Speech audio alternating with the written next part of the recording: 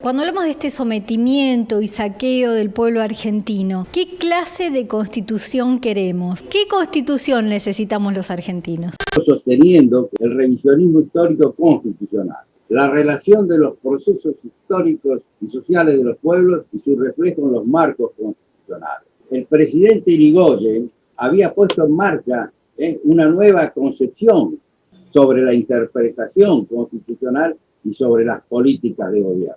Debo recordar que en el año 1927 la Cámara de Diputados de la Nación, a través de la iniciativa de los diputados que reflejaban el pensamiento del presidente Hipólito Yrigoyen, Diego Luis Molinari, Eduardo Yufra y otros, logró sancionar la ley de nacionalización y estatización de los hidrocarburos, en lo que se refiere a la exploración, explotación, comercialización y distribución. Esa ley, permanentemente resistida en el Senado de la Nación, a pesar de que el presidente Irigoyen todos los años mandó el mensaje para que sea tratada, esa ley no fue tratada. Y ello me lleva a precisar qué fue el 6 de septiembre. Fue un día sábado y el día 7, domingo, iba a haber elecciones en las provincias de San Juan y de Mendoza, las cuales era muy probable que el radicalismo personalista que reflejaba el pensamiento del presidente Hipólito Yrigoyen tuviera el triunfo y con ello la mayoría en la Cámara de Senadores y la ratificación a nivel del legislativo de esas políticas nacionales de Irigoyen que reflejaban el pensamiento de Mosconi, del general Mosconi, del general Baldi y demás. Que ese golpe de Estado del 6 de septiembre tiene más olor a petróleo que a pólvora. Y en mi libro también identifico quiénes fueron los ministros del golpe de Estado de Uriburu, como estamos conscientes de lo que está ocurriendo en el mundo en general con la presencia de ese capitalismo financiero y de las oligarquías herodianas que lo coadyuvan y lo permiten en los pueblos, fue integrado por ministros de compañías inglesas, de bancos extranjeros y demás. Ahí está la cuestión. Por eso la Constitución es un proyecto político y esa Constitución, como decía Perón, va a reflejar los medios e instrumentos, las políticas económicas constitucionales para hacer efectivos esos conceptos de soberanía e independencia económica y de justicia social. Termino identificando una serie de preceptos para el nuevo Código Constitucional, empezando desde un preámbulo y empezando a su vez a definir que el tema de las Malvinas no puede estar en la República Argentina en una cláusula adicional. El tema de las Malvinas, de la soberanía de nuestros territorios y recursos naturales, debe estar desde el preámbulo y en las incumbencias, en las obligaciones de los poderes de gobierno para hacer efectivo ese anhelo y esa manda del pueblo argentino. Con relación a todos los recursos naturales que están siendo afectados por estas concepciones neoliberales, Perón nos decía en el modelo argentino para el proyecto nacional: cuidemos a nuestros recursos naturales con uñas y dientes. Y así lo vamos a hacer. Cuando hablas de una nueva constitución, estamos en una época en la cual se habla también mucho de la reforma de la justicia, de la necesidad de una justicia para todos, no hecha a medida del poder. ¿Sería similar la situación que vivimos con la Constitución para que esté a la medida y a las necesidades del pueblo y no en función muchas veces de ser un instrumento para los poderes reales? Cuando hablamos de una constitución, estamos hablando de un proyecto político del país, y ese proyecto político del país no solo debe reflejar las incumbencias y obligaciones de los distintos poderes del Estado, sino que a su vez debe institucionalizar los medios e instrumentos adecuados para hacer efectivos los derechos que dichos textos constitucionales declaran.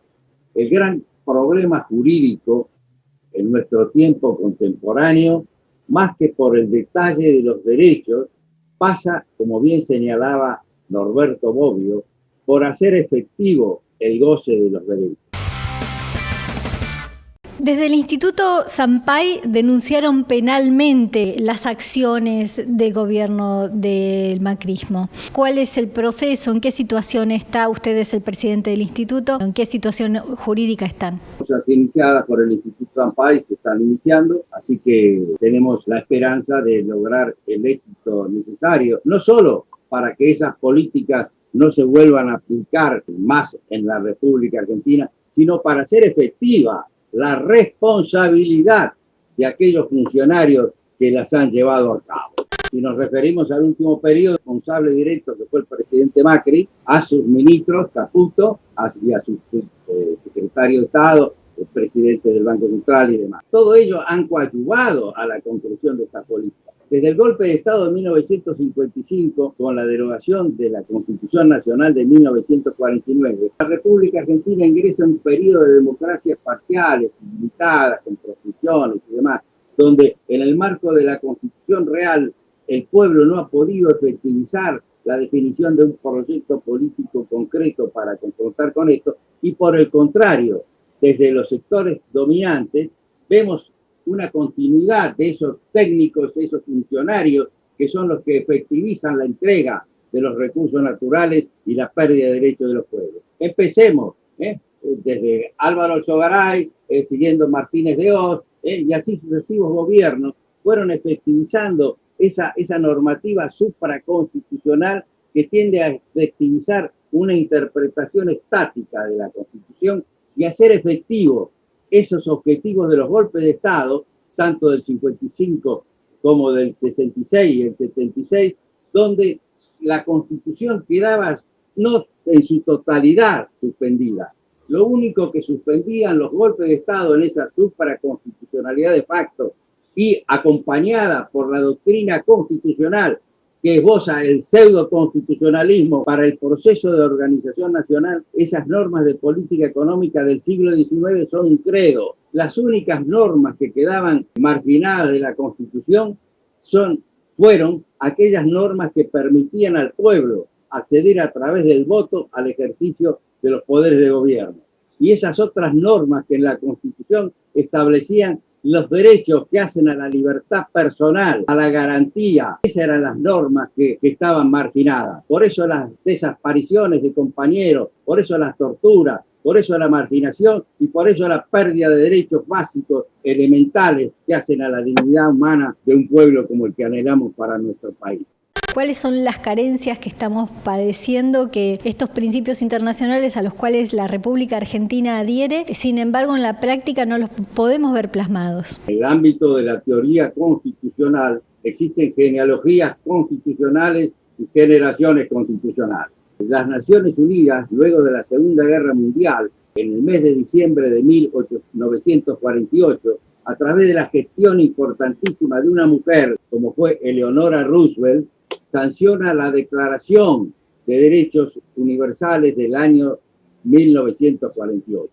En el mes de diciembre, la República Argentina, el 11 de marzo de 1949, sanciona la Constitución, que no solo incorpora esas nuevas concepciones de derechos, sino que la República Argentina en esa Constitución establece los derechos sociales, derechos políticos, derechos humanos, garantizaba todo lo que hace al ingreso de la Argentina al constitucionalismo social y reflejaba y rescataba esos artículos que tampoco se tienen muy en cuenta, que son los artículos 55 y 56 de la Carta de las Naciones Unidas, sosteniendo la importancia del derecho internacional de los derechos humanos.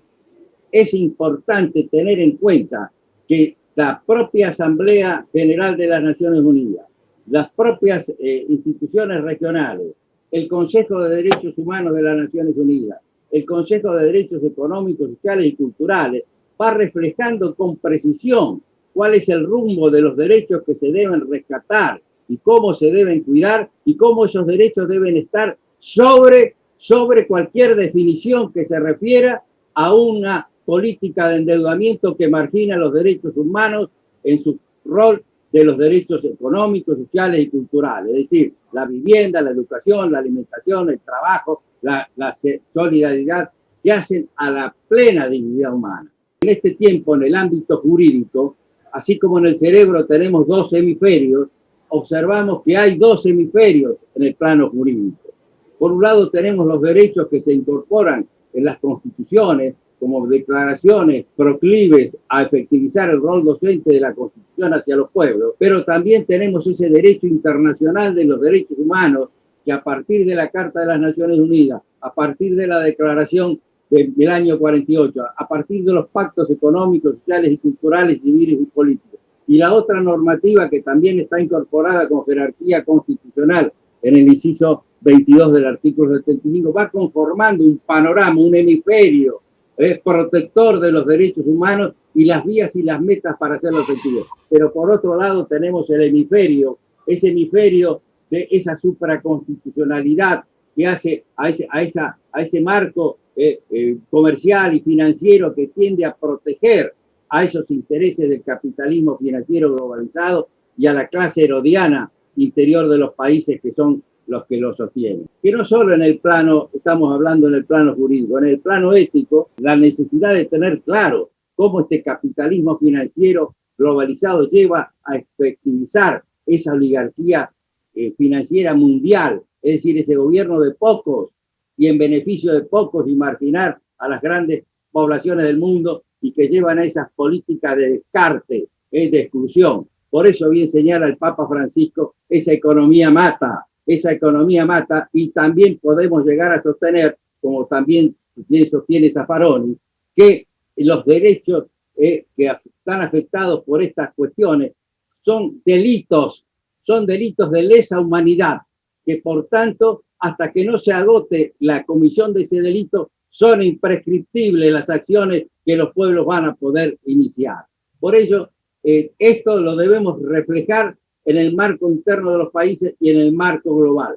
Por ello, la política exterior de los países es indispensable. Y la Argentina tuvo una política de defensa de los intereses nacionales, no solo desde Luis María Drago, Carlos Calvo y demás, sino que en la Constitución Nacional de 1949 y las concepciones políticas que ellos reflejaban, diseñaron una política internacional para la República Argentina y efectivizar los derechos del pueblo argentino.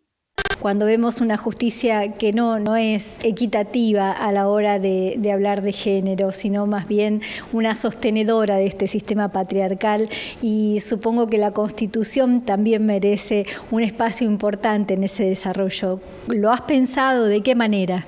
Solamente volver a releer la Constitución del año 49, que margina todo tipo de discriminación, ya sea racial, religiosa, de género, nos da la pauta de cuáles son los caminos a transitar e incorporar a la mujer al rol que le corresponde. Y hemos tenido grandes mujeres y tendremos también grandes mujeres que han de hacer notar su presencia en pos del beneficio de todos los miembros de la comunidad política. El caso de Eva Perón, el caso de su iniciativa de darle el rol femenino un sector político, el caso de la propia expresidenta Cristina Fernández de Kirchner, nos están demostrando un gran nivel de análisis y de debate político.